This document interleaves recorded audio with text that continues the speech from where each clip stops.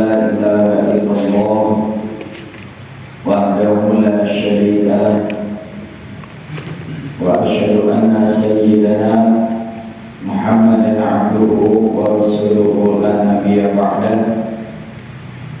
اللهم صل على نور الأنوار وسر الأسرار وترياق الأجيال ومفتاح باب اليسار على سيدنا محمد المختار وآله الأطهار وأصحابه الأخيار عدد نعم الله وأفضاله.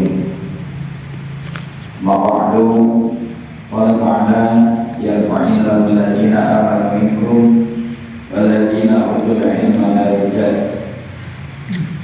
Qala Nabi man kana fi talabil ilmi kana fil jannati fi talabihi wa man kana fi talabil ma'siyati kana fil nari fi talabihi. Subhanallahu alazim.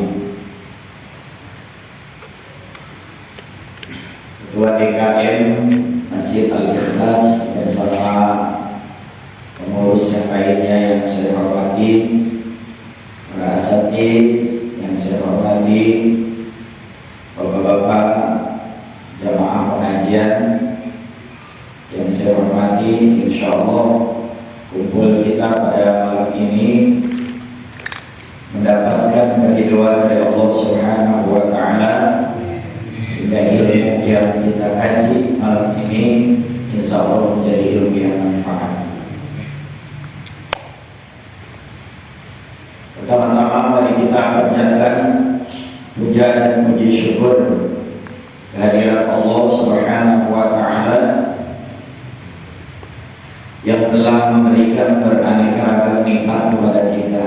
Salawat ma'assalam tak lupa mari sama-sama kita sampaikan kehadirat junjungan kita semua baginda alam Nabi besar Nabi Muhammad sallallahu alaihi wasallam. Hadirin jemaah sekalian, alhamdulillah pada malam ini kita dapat duduk bersilaturahim ke Masjid Al-Ikhlas dalam rangka rutinitas kegiatan kita pengajian gabungan, dan kebetulan memang malam ini juga adalah jadwal saya untuk ngisi baik di Masjid Al-Ikhlas sendiri ataupun di PNTWR. Jadi sekaligus sekalian. Sebelumnya mohon maaf sedikit, mungkin suaranya agak kurang jelas karena memang saya diserap banget ini ya. Dari kemarin sih, dari acara Gaji Jamal sampai malam ini, malamnya ada terus, siangnya pun ada. Jadi suara agak-agak serak, apalagi di kemarin dari Kamis ya sampai hari tadi itu diberdat terus kalau kata Cibutung ya. Malam Kamis saya di Thariqul Huda, Kamis pagi biasa di sekolah pada zuhur saya pengajian di Bidu Kamis. Malam Jumat pada maghrib pengajian yasinan, pada isanya pengajian kitab tempat saya. Jumat pagi di sekolah lagi, Jumat siangnya khutbah Jumat, Jumat sorenya pengajian lagi, malam Sabtu pengajian lagi. Tadi ngebesan itu ya saya sebagai pembicara. Nah kalau begini, makanya kalau bukan manekin Allah jebol ini ya alhamdulillah ya paling sember dikit lah ya. Ya alhamdulillah ya saya bisa datang kemari. Malam ini saya bahas atau saya buka kitab Riyadul Badi'ah di halaman 36 ini mengenai masalah sholat sunnah yang mengiringi daripada sholat fardu yang disebut sholat sunnah qobliyah atau sholat sunnah ba'diyah atau dikenal juga dengan sholat sunnah rawatib. Ini kadang masih ada pertanyaan-pertanyaan di masyarakat kita. Sebenarnya sebelum maghrib itu atau qobliyah maghrib itu ada apa enggak? Seperti itu. Nah, berjalan dari pertanyaan-pertanyaan kayak gitu, maka malam ini saya buka bab sholat sunnah rawatib supaya nanti kalau kita lagi di rumah kita masing-masing, di masjid kita masing-masing, ada pertanyaan yang serupa seperti pertanyaan yang baru saja saya sampaikan, kita bisa menjelaskannya, ya. Menyampaikannya begini Bu, begini Pak, ya. Jadi tidak ada keraguan. Jangan sampai ada yang bertanya, jawaban kita mau orang ngaji lah, sering ngaji. Jangan sampai jawabannya memang udah dari sononya. Kalau begitu kan bingung, dari sononya dari mana? Gitu kan? Harus jelas. Keterangannya ada, keterangannya ada. Jangan sampai jawab dari sononya begitu, ikut-ikut. Ya, ini udah saya bahas di Baitur Rahman, ya di PMTBR saya bahas juga, di Al-Ikhlas, ya, biar kita paham, yang benar, biar tambah paham, yang belum tahu jadi tahu. Faslun wa sunnatul faraidi sintani wa isruna. Adapun sholat sunnah yang mengiringi sholat fardu yang disebut qobliyah dan ba'diyah, sintani wa isruna, jumlahnya semuanya ada 22. Semuanya 22. Sintani 2 wa isruna 20. Nanti ada 22. Kita hitung di mana aja nih yang 22-nya. Sintani wa isruna rokatan asaro minha 10 dari 22 itu mu'akkadatun, mu'akkad. Jadi dari 22 nanti dibagi 2 lagi. Yang 10-nya itu dihukumannya sunnahnya mu'akkad. Apa itu sunnah mu'akkad? Sunnah yang sangat dianjurkan sama Nabi, sangat ditekankan, gitu ya, sangat dianjurin, ayo kerjain. Itu namanya mu'akkad. Kemudian wasinta asarota goiro mu'akkadatin. Adapun yang 12-nya lagi itu goiro mu'akkad. Nabi tidak terlalu menganjurkan. Lu mengerjain enggak juga bahasa gitu. Jadi Nabi tidak terlalu menganjurkan gitu ya. Nah kalau yang 10 itu Nabi anjurin banget kerjain. Kalau yang 12 terserah. Lu mau kerjain, lu mau gak apa-apa kerjain gitu. Kalau Nabi orang kita begitu ngomongnya. Ya. Nah yang 10 Yang muakkad itu atau yang dianjurkan banget oleh Nabi kita apa saja? Wa iya rakaatani qabla subhi. Yang pertama itu 2 rakaat sebelum subuh, yang kita kenal dengan qobliyah subuh. Itu kan ditekenin banget sama Nabi kita, kerjain. Karena bagus. Nabi ngobrol-ngobrol, nah ayo kerjain yang ini. Ya,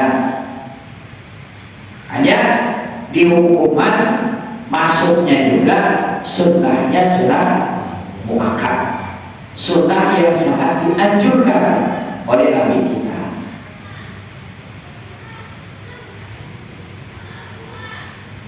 Di tengah diterangkan wa yaqrabu bil ula kullu amana billahi ila akhiri ayatil baqarah.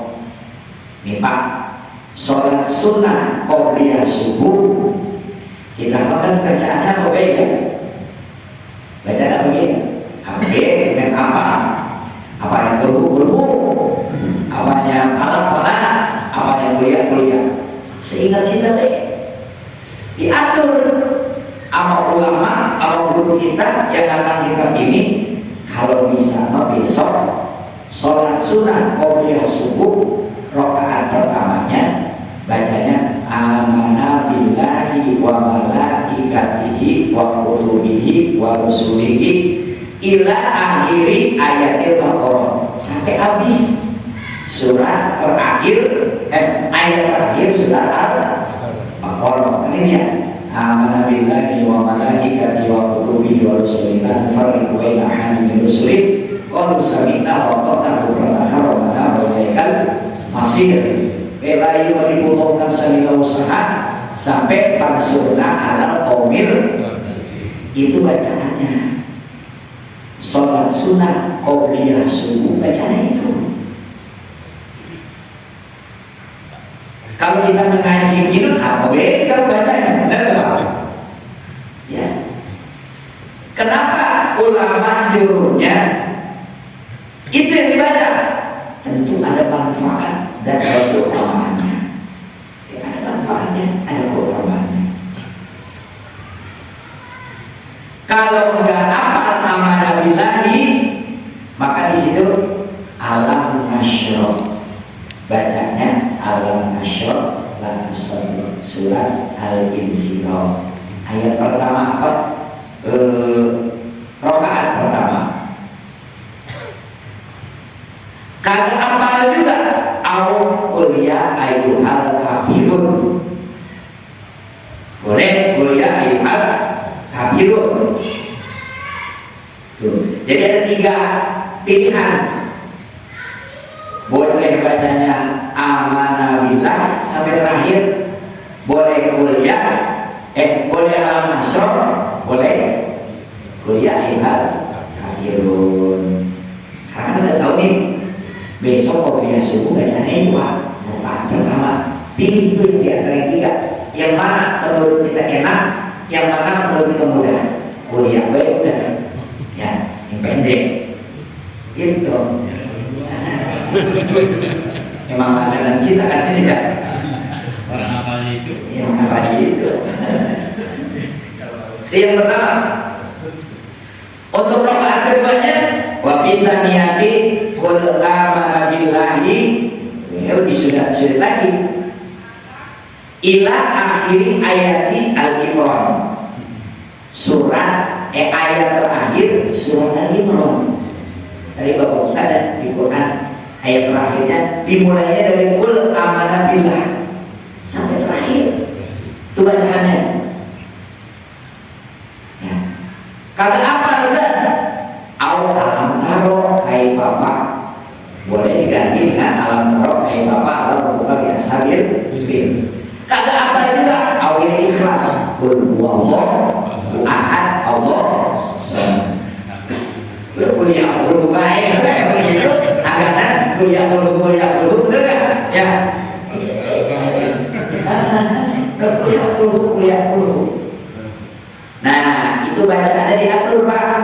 Jadi nggak sembarangan bacaan. Kalau kita ngaji, ilmunya ada, bacaannya diatur. Tentunya dengan bacaan-bacaan tersebut, kenapa kok dibacanya begitu? Itu adalah nilainya, ada keutamaannya. Jadi ya, ada keutamaannya. Ya. Timbullah pertanyaan, Ustaz, sholat sunnah qobliyah subuh apa sholat sunnah fajar sama apa? Kan begitu ya Pak? Banyak itu yang nyampe ke saya pertanyaan kayak gitu. Ada yang bilang qobliyah sama fajar itu kene. Ada yang bilang qobliyah fajar mah fajar. Ini perlu kita lurusin juga. Tuh. Jangan sampai jawabannya emang udah dari sononya ikutin deh. Gitu ya. Kalau jawabannya udah dari sononya mah ikut udah. Emang putus sudah Pak. Orang kalau udah dibilang emang udah dari sononya mau kerjain dia. Jadi gitu. Ya. Itu kan jawaban enak kita. Udah dari sononya. Harus jelasin dengan baik. Jadi begini Pak. Disebut sholat sunnah fajar. Kenapa kok disebut sholat sunnah fajar? Ya, itu disebut sholat sunnah fajar adalah kita dianjurkan sholat tersebut ketika fajar itu udah keluar.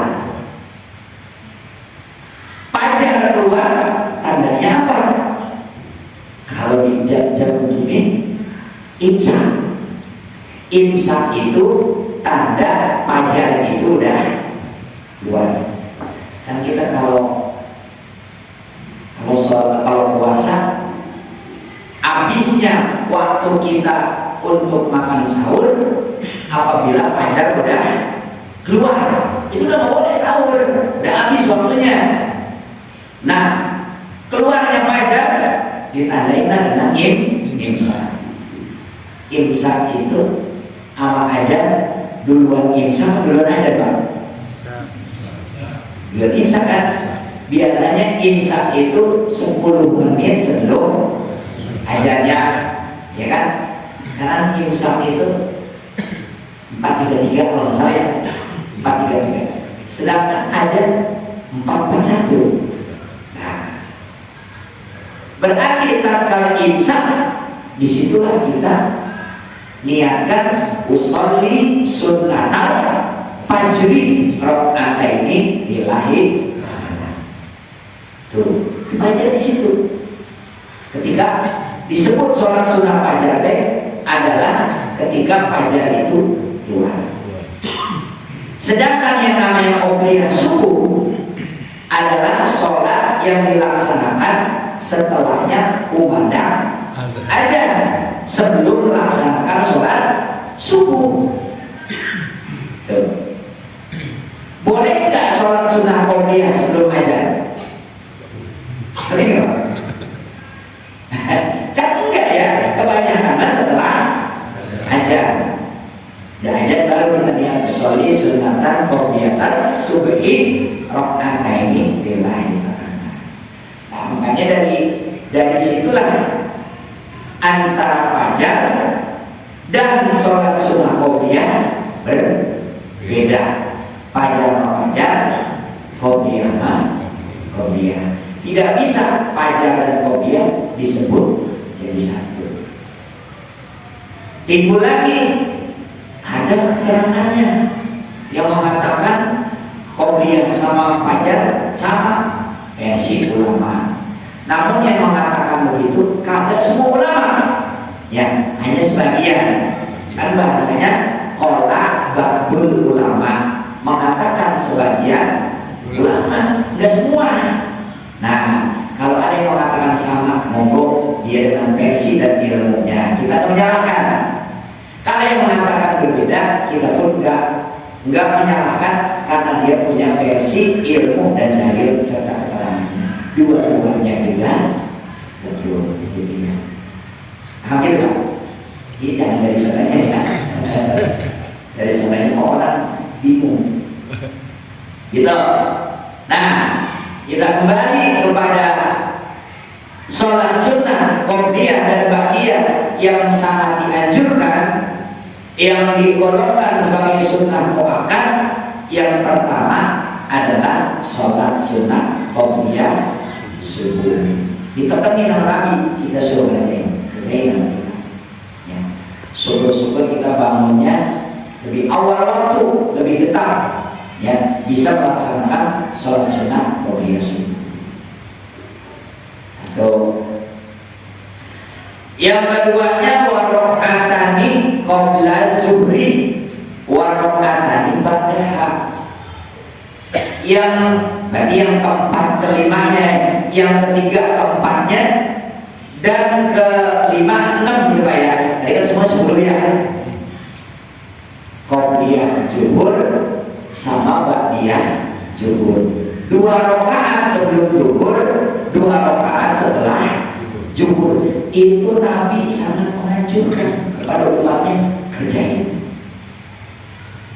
qobliyah zuhur sama ba'diyah zuhur. Kerjain, jangan kerjain. Ini mah Nabi menganjurin. Ada lagi yang mengatakan ada yang mengatakan qobliyah zuhur sama ba'diyah zuhur itu bukan 2, ada 4. Qobliyahnya 4, ba'diyahnya 4.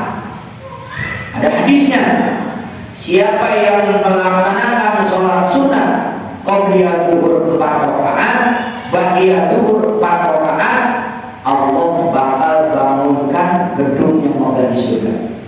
Ada keterangannya, gitu ya.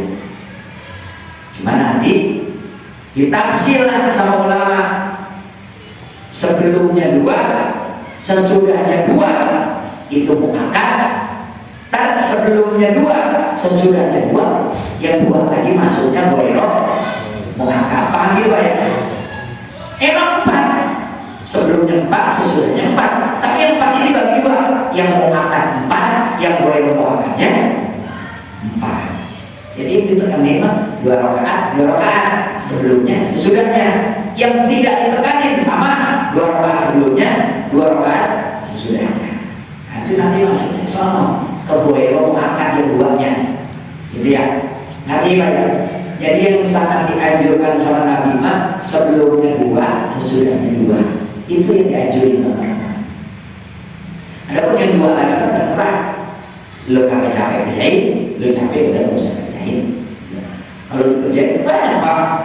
Qobliyah 4, Johornya 4, ba'diyahnya 4. Lo berapa? Pegawai juga kita ya. Ya. Apalagi pas Johor itu adalah pas waktunya istirahat. Kalau orang yang pekerja mah ya waktunya makan, waktu buat ya apa namanya, ngelurusin badan lah gitu, istirahat. Disuruhnya 12 rakaat sampai luar sana. Ya, udah mengusah semua. Qobliyahnya yang dianjurin doang 2, ya. Kemudian Johornya 4, ba'diyahnya 2. Gitu. Itu dikatakan Johor doang. Ya, yang 2-nya mah qobliyah ba'diyah enggak sana. Lagi sampai ba'diyah. Terserah itu mah. Walaupun muakkad tapi sunnah, artinya bila ada tinggalkan pun tidak berdosa. Ya. Sudah 6 tuh ya. 2 rakaat sebelum subuh, 2 rakaat sebelum zuhur, 2 rakaat setelah zuhur. 6, semuanya 10 kali. Terus yang ke-7 dan ke-8-nya warakaatani ba'dal maghribi, 2 rakaat lagi setelah maghrib. Habis maghrib. Bagaimana qobliyahnya sebelum maghrib? Nah itu nanti masuknya ke sono, ke ghairah muakkad. Makanya ada yang mengatakan kagak ada sunnah qobliyah maghrib. Bukan kagak ada, cuma Nabi nggak terlalu nganjurin. Karena Nabi nggak terlalu nganjurkan, banyak orang yang kagak pakai. Bukan kan bagiannya doang. Kalau ada yang ngerjain, boleh, dapat pahala, udah pasti. Setiap kebaikan pasti ada nilai pahala yang disediakan oleh Allah. Selagi yang kita kerjain itu bukan perkara yang dilarang atau perkara yang bid'ah. Kalau yang perkara yang sunnah, walaupun goyang muakkad ya tetap beda nilai pahala. Kayak gini Pak, kita makan daging biawak nih, apakah haram? Apakah halal? Ya, daging biawak itu. Ulama menghukumkan mubah. Mubah itu boleh-boleh saja. Karena waktu Nabi, zaman Nabi itu biawaknya nggak ada Pak. Ya, zaman Nabi itu ada sahabat itu yang makan biawak. Nabi melarang ada, nyuruh juga ada. Ngelihat ada sahabat lagi makan biawak, Nabi lihat lewat deh. Nah, berarti kan Nabi nggak nyuruh, Nabi nggak larang, berarti masuk hukumnya mubah, boleh saja. Berarti kalau ada yang mau makan, Nabi nggak larang. Ada yang mengatakan nggak mau saya makan, Nabi juga nggak menganjurkan. Ya mubah hukumnya. Kayak makan itu hukumnya mubah. Kita makan, nggak makan juga, nggak apa-apa. Ada hukum orang nggak makan dosa? Enggak. Orang ninggalin makan dosa? Enggak. Tapi jatuhnya mubah. Silakan mau makan dulu nggak makan juga, juga. Gitu ya. Kami baik. Nah, seperti qobliyah subuh, qobliyah maghrib itu terserah. Ada yang mau pakai silakan, ada yang nggak pakai, gitu. Jangan dibilang boleh. Dan sebagian ada yang mengatakan gitu. Jadi dia melarang Pak, jangan dikerjain qobliyah, nggak ada dasar hukumnya. Begitu. Ya. Ada hukumnya ada, cuma gue mau makan. Jadi yang mau makan setelah maghrib. Jadi habis maghrib dulu kita kerjain yang dianjurin sama Nabi. Sebelumnya mau usah, buat usah. Sebelumnya mau enggak terlalu dianjurkan. 8 dulu. Warokatani ba'dal isya, yang ke-9 dan ke-10 rakaatnya adalah 2 rakaat setelah sholat isya. Qobliyahnya mah boleh makan maksudnya. Jadi habis aja yang mau ngerjain qobliyah monggo, yang enggak pun enggak apa-apa. Karena hukumnya cuma sampai goyang makan. Nabi tidak terlalu menganjurkan. Ada pun yang dianjurkan sama Nabi setelah isanya. Setelah isanya. Hari Pak. Jadi ada berapa yang mau makan? 2 rakaat sebelum subuh, 2 rakaat sebelum zuhur, 2 rakaat setelah zuhur, 2 rakaat setelah maghrib, 2 rakaat setelah isya. Yang 10 ini Nabi sangat menganjurkan. Kalau bisa yang 10 ini jangan diberikan. Gitu ya. 10 itu. Mengerti ya? Nanti bisa dijelasin kira-kira kalau ada yang nanya. Bisa ya. Walaupun kita mau pakai kitabnya bisa kan. Kalau nggak bisa kitabnya cuma ngedengar doang pernah. Ya, keterangannya ada di kitab Riyadul Balikah di halaman 36. Ya. Lu lihat dia itu di sana kita orang nggak bisa bacanya, gitu ya. Katanya ada di sana bagi Kak Ustaz. Ya, iya, tapi memang ada Pak ya. Seperti itu. Nah, beres tuh yang 10, yang mau akan udah selesai ya. Selesai Pak ya. Sekarang kita bahas yang goiro mau akan yang tidak dianjurkan Nabi. Nabi tidak melarang dan Nabi tidak menganjurkan. Berarti goiro. Wasinta asarota, adapun yang 12 goiru mu'akkadatin itu tidak terlalu dianjurkan. Mana yang tidak terlalu dianjurkan? Rokatani qabla zuhri wa rokatani ba'daha. 2 rakaat sebelum zuhur, 2 rakaat setelah zuhur. Ini jangan jadi bingung ya. Tadi kan sudah saya sampaikan, saat tadi katanya sebelum zuhur 2 rakaat sama setelah zuhur itu mau akad. Kok karena terakhir ini gue yang mau akad? Maksudnya 4 seharusnya apa ya? Sebelum zuhur 4, setelah zuhur 4. Nah yang 4 mau akad, yang 4-nya lagi kelihatan. Gitu. Nanti enggak? Nanti ya? Ini banyak yang lain. Ustaz, bagaimana sih? Tadi katanya sebelum zuhur 2, setelah zuhur 2 makan. Karena terakhir sebelumnya 2, setelahnya 2, gue yang makan. Nah, gitu ya. Ya maksudnya tadi 4 itu Pak ya. Seharusnya makan kita qobliyah zuhur kan seharusnya 4. Bagiannya seharusnya 4. Tapi yang 8 ini dibagi 2 yang tadi. Yang 4-nya muakkad, yang 4-nya gitu terakhir nanti. Nah, kalau nenek mau apa itu? Ya, udah nenek kan jangan segala kopi ya, coba doang deh, coba deh kebetulan baik kaki, gitu aja, ya. Nah, 4 tuh, yang ke-6 dan ke-7, yang ke-5 dan ke-6-nya waro'atani,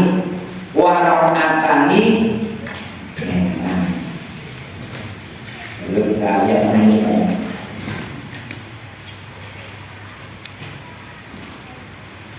Ziyadatan ala mu'akidati, ada tambahan aja Pak nih, tambahan ya sedikit supaya Bapak.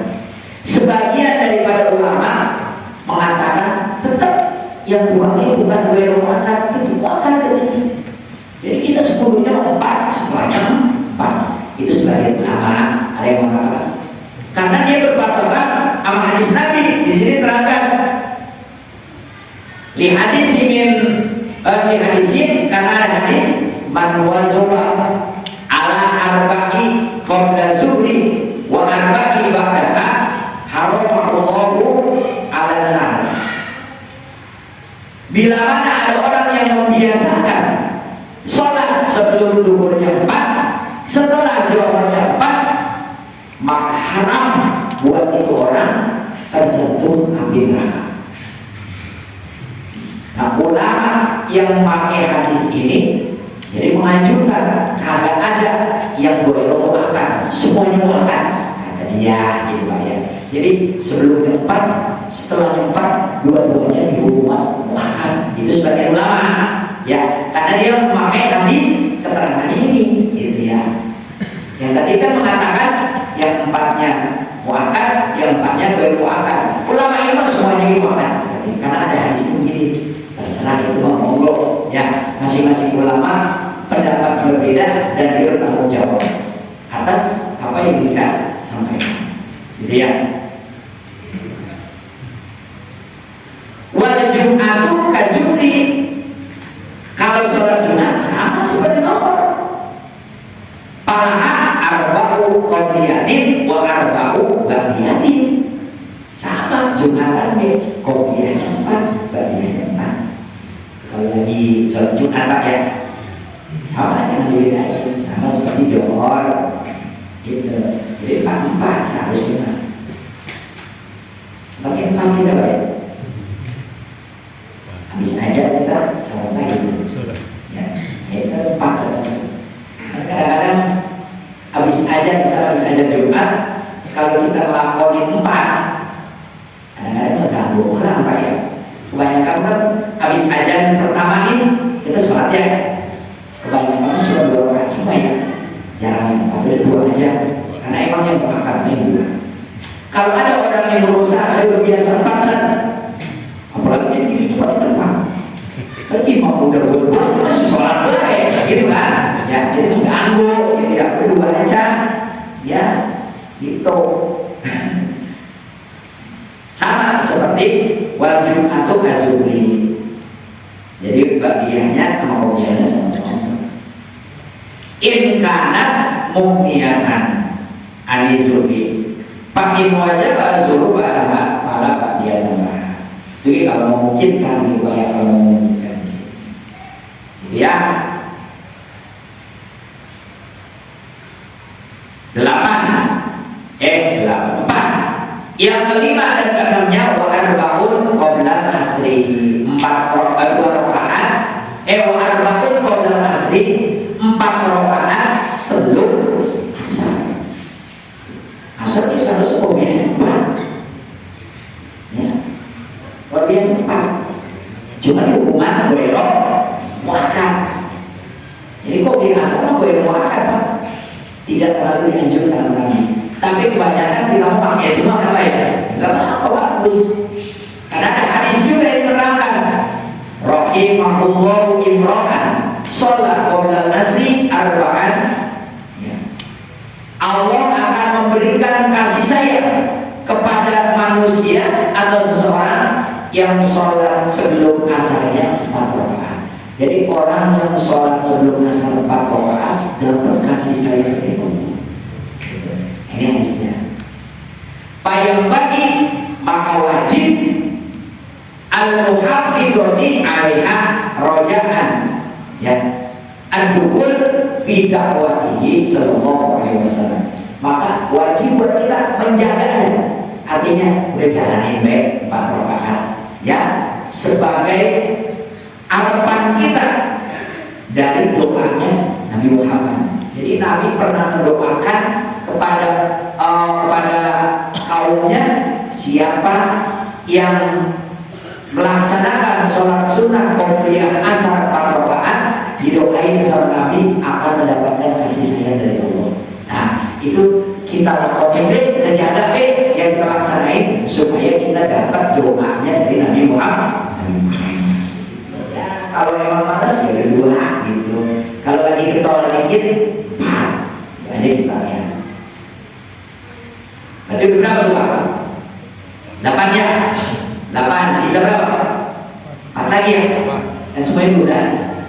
Yang 4 lagi di mana Ustaz? Wa raka'atani qabla maghrib, 2 rakaat lagi sebelum maghrib. Tadi udah saya lagi. Ya.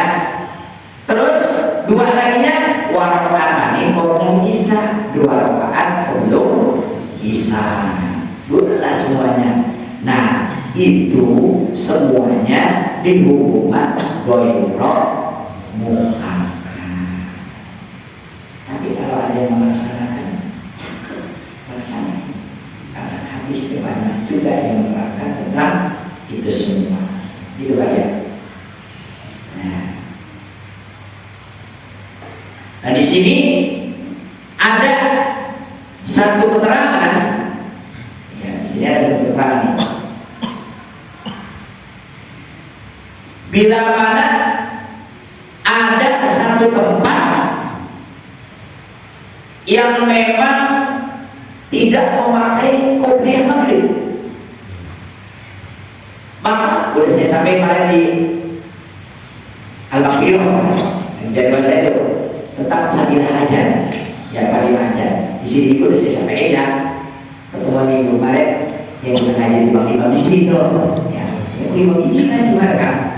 Di sini ngajinya ya 5 orang. Ayo kita 5 biji ngaji jadi udah gitu ya. Jadi saya sampaikan itu fadilah ajan. Jadi si muadzin kalau ajan maghrib itu sunnah duduk dulu, walaupun di tempat itu kagak pakai qobliyah. Jadi jangan langsung komat. Bisa aja nih. La ilaha illallah. Jangan langsung Allahu Akbar, jangan langsung komat. Walaupun itu tempat kagak pakai qobliyah. Ngerti Pak ya? Walaupun gak pakai qobliyah, sunnah si tukang ajan itu duduk dulu sebentar, siap paling bahasa ada 1 menit atau 2 menit, baru diri lagi komat untuk melaksanakan sholat. Tujuannya apa? Untuk menghormati orang yang memakai qobliyah. Nah, ya. Kalau kita mah Cibuntu mah, ya Cibuntu atau di tempat-tempat lain juga kebanyakan mah pakai semuanya qobliyah maghrib kan ya Pak ya? Iya, ya nggak apa-apa, bagus sebagai tambahan amal kita. saya pakai Qobliyah. Tapi kalau lagi pepet banget, kalau imannya lagi turun nih, sebetulnya orang yang berat gitu ya. Kalau lagi mau kerjain silakan. Paham gitu Pak ya? Juga hidup bukan itu. Mati ya? Ya 5. Sisanya 8. Biar 3 menit lagi.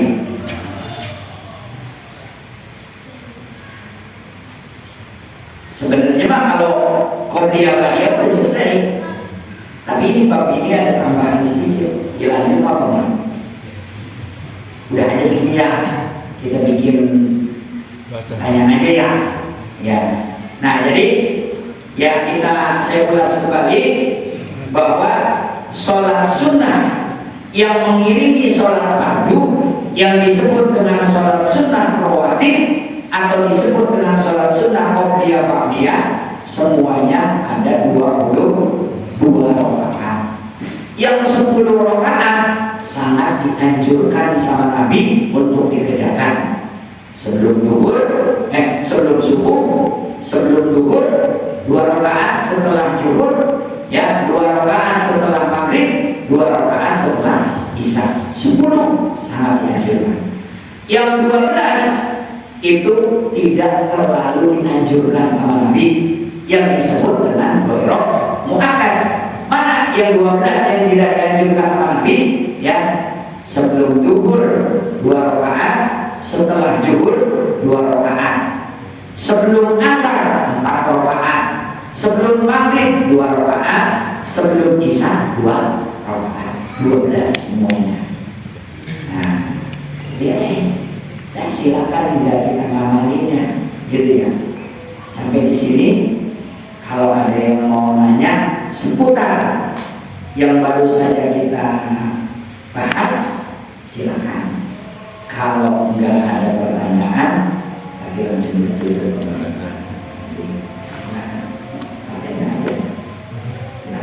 Assalamualaikum.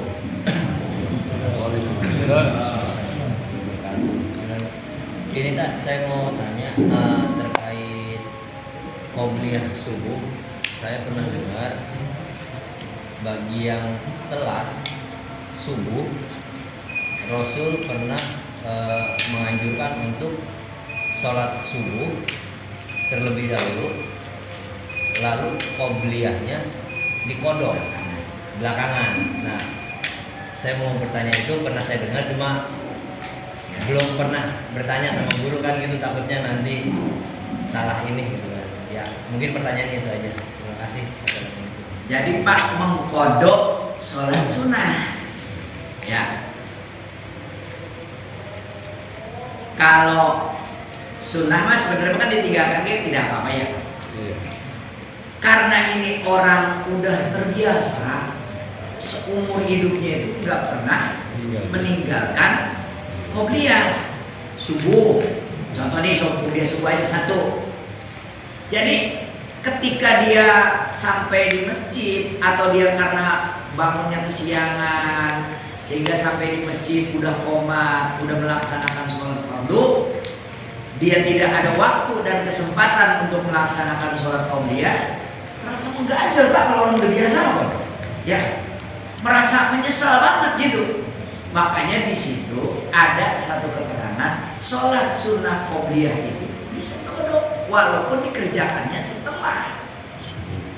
Tapi tetap walaupun dikerjakannya setelah, diniatkan Qobliyah. Mana ada bahasa kodokannya tadi. Jadi bahasanya usolli sunnatan qobliyata subhi kodokan, atau usolli kodoa usolli sunnatan kodoa qobliyata subhi rokaat ini dilahirkan. Ada bahasa kodoknya gitu Pak. Saya niat mengkodok sholat sunnah qobliyah subuh. Emang ada keterangannya. Ya. Saya pernah ngaji dulu waktu di Santren, kalau nggak salah itu ada di Fatul ini tuh Pak ya. Mensau lebah-lebahnya sih udah lama ya namanya. Namanya ngaji udah tahun 2000 kan udah. Sekarang 2023. Udah berapa kali itu? umur 3 tahun. Sedangkan udah di rumah kan Fathul Muin kan tebel, kitab tinggi ya, tingkatan tinggi. Buat di masyarakat mah saya pakainya ya yang kecil-kecil deh ya, yang begini-begini, Sapina, begitu mah nggak pernah saya buka ya. Makanya emang ada keterangannya seperti itu kan? Boleh. Iya. Dengan catatan itu mah buat orang yang memang sudah terbiasa nggak pernah meninggalkan sholat qobliyah tadi. Ya kalau kita mah emang ninggalin baik, ngapain kodok kita mah ya? Emang kita mau tahu cules ya? Sudah pakai kodok. Nah, kita mau bangun tidur kita nungguin komat kita mah. Ya, nungguin komat dulu. Ke komat baru coba. Supaya sholat subuhnya bentaran, ya sholat subuhnya bentaran, dirinya jangan terlalu lama masih ngantuk. Ntar giliran imam udah baca sholat yang terakhir, kita mah Allahu Akbar, baru dapat 3 ayat di surat Fatihah, berruku, Allahu Akbar gitu kan ya. Nah itu kita, itu kan kalau di Fathul Muin keterangan itu khusus buat orang yang memang sudah rutin melaksanakan sholat sunnah qobliyah subuh. Ya, sholat sunnah qobliyah subuh yang selama hidupnya emang gak pernah ditinggalkan, sehingga ketika ditinggalkan merasa menyesal gitu. Maka boleh. Ya. Itu buat orang yang begitu. Kalau buat kita mah ya itu terserah juga dah. Ya. Kita bukan emang ngerjain di jalan. Nah. Termasuk wiridan kan? Wiridan. Maaf ini ya, jadi ada tambahan. Fikih begitu. Fikih ulama fikih sebutnya kalau ditamsilkan dicontohkan ke manusia fikih kan orang baru. Kalau nahwu sorok orang laki. Ya. Kenapa ditamsilkan pada orang badut? Orang badut beranak terus. Ya, jadi pertanyaan yang kelar, timbul lagi pertanyaan yang lain. Pertanyaan kelar, timbul lagi yang lain. Gitu kayak ibu-ibu, beranak lagi gitu ya. Nah, sama halnya seperti wirid yang sudah biasa kita amalkan. Itu biasa ngamalin wirid. Buat perempuan juga amalan suatu ketika perempuan makan ada halangan dengan datang bulan disebut dengan haid. Sedangkan wirid yang dia baca itu berupa ayat-ayat Quran. Haram hukumnya buat seorang perempuan membaca ayat Quran ketika dia sedang haid. Maka kalau wirid yang mudah biasa ada apa-apa juga. Ya, kalau yang wirid udah rutin diamali, kalau diamali merasa terganjal hatinya, amali. Gitu. Yang penting jangan dari yang ya, seperti itu. Jadi ada bahasa. Seperti halnya lagi, nyambung lagi nih. Orang yang sudah membiasakan puasa Nabi Daud. Puasa Nabi Daud kan, sekarang puasa besok kagak, besok puasa besok kagak, kan itu puasa Nabi Daud. Pas giliran puasa, pas jatuh hari raya Idul Fitri kan, haram nggak puasa? Haram nggak? Haram. Kagak boleh orang puasa di hari raya, bener nggak? Ya. Sama yang nggak boleh kan dalam setahun itu yang nggak boleh puasa 5 Idul Fitri tanggal 1 Syawal, Idul Adha tanggal 10 Zulhijjah, sama hari Tasrik 11, 12, 13 haram puasa. Nah buat orang yang puasa Nabi Daud, otomatis yang 5 ini nggak bakal bisa terhindarkan sama dia kan? Apalagi yang beruntun 12, 13, 11, dari 10, 11, 12, 13 otomatis ini pasti ke bawah puasa dia. Terpuasa, terenggak, terpuasa, dan terenggak. Pas dia puasa di hari-hari yang diharamkan. Buat dia mah boleh. Buat dia tapi yang memang udah ngamalin puasa Nabi Daud. Kita kan kagak ya. Kita mau orang ngamalin puasa Nabi Daud. Kita kan boleh haram buat kita mah. Gitu. Lah buat apa? Giliran puasa jebol mulu Ramadan. Giliran dulu yang diharamin pakai puasa, gitu kan? Ya, iya. Giliran Ramadan lu jebol mulu, ngumpet-ngumpet lu ngopi, ngumpet-ngumpet lu makan. Giliran yang diharamin sama Allah ngapain lu puasa? Gitu. Ini mah buat orang yang udah mengamalkan puasa di Daud, yang seumur hidupnya dia puasa, terpuasa enggak. Giliran puasa jatuh pada hari raya yang diharamkan. Buat dia doang bolehnya. Buat kita mah kagak boleh. Kayak tadi orang yang udah biasa men, buat orang yang punya jikiran itu aja yang boleh. Buat perempuan yang haram. Gitu paham ya? Ini jangan sampai nanti kita ada yang mengatakan boleh Ustaz, bolehnya di mana dulu gitu ya. Kita terangin, bukan boleh aja. Seperti halnya tadi menanyakan mengkodok sholat qobliyah. Itu pun buat orang yang memang selama hidupnya kalau pernah tinggal di qobliyah. Suatu saat manusia ada alpanya, ada lalainya, entah kesiangan, entah terlambat, sehingga tidak melaksanakan sholat qobliyah, menyesal hatinya, ganjal dalam hati, maka boleh buat orang tersebut mengkodok. Buat orang itu doang Mbak ya. Buat kita bagaimana? Kita mau ya, kita mah ketinggalannya malah bilang kita mah kan gitu ya. Gak komat gitu kan. Ya, dah panggil tuh ya. Ya cukup ya satu ya. Saya Pak Desa. Ada pengajian lagi Pak. Masih ada. Ini saya suara. Ya, yang tinggal pas-pasan ini. Ya, dah itu aja. Alhamdulillah, mudah-mudahan apa yang baru kita kaji pada kesempatan malam ini bisa menjadi tambahan ilmu buat kita bagi yang belum mengetahui dan yang sudah mengetahui mudah-mudahan bisa menjadi lebih paham. Nah, ilmu yang kita kaji jadi ilmu yang manfaat dan berkah. Ya, perkumpulan kita menjadi perkumpulan yang mendapat ridho dari Allah Subhanahu wa Ta'ala. Kita minta selalu diberikan kesehatan, diberikan panjang umur, sehingga kita bisa selalu mengikuti istiqomah di dalam pengajian. Amin. Ya Rabbal alamin. Al-Fatihah. A'udzubillahi minasyaitonir rajim. Bismillahirrahmanirrahim. Alhamdulillahirabbil alamin. Arrahmanir rahim. Maliki yaumiddin. Iyyaka na'budu wa iyyaka nasta'in. Ihdinas siratal mustaqim. Siratal ladzina an'amta 'alaihim ghairil maghdubi 'alaihim waladdallin. Wa ya karim wa ya rahim wa ya ghafur. Alhamdulillahirabbil alamin. Alhamdulillahi ni'amahu yukafi masjidah. Rabbana rahmatullahi wa barakatuh. Allahumma shalli ala sayyidina Muhammad wa ala sayyidina Muhammad. Allahumma ighfir li dhunubi wa li walidayya warhamhuma kama rabbayani shaghira. Allahumma ighfir lana dhunubana wa li walidayna warhamhum kama rabbayani shaghira. Allahumma inna bil-'ilmi wa zidna bil-'ilmi wa aqimna bil-'afwi wa ajirna bil-'afiyah.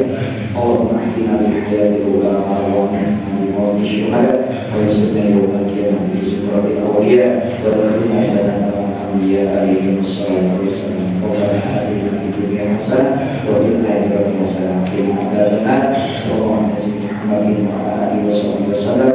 Wa subhana rabbika rabbil izzati amma yasifun. Salamun alal mursalin walhamdulillahi rabbil alamin. Ya, apa yang saya sampaikan mohon maaf bila ada kesalahan.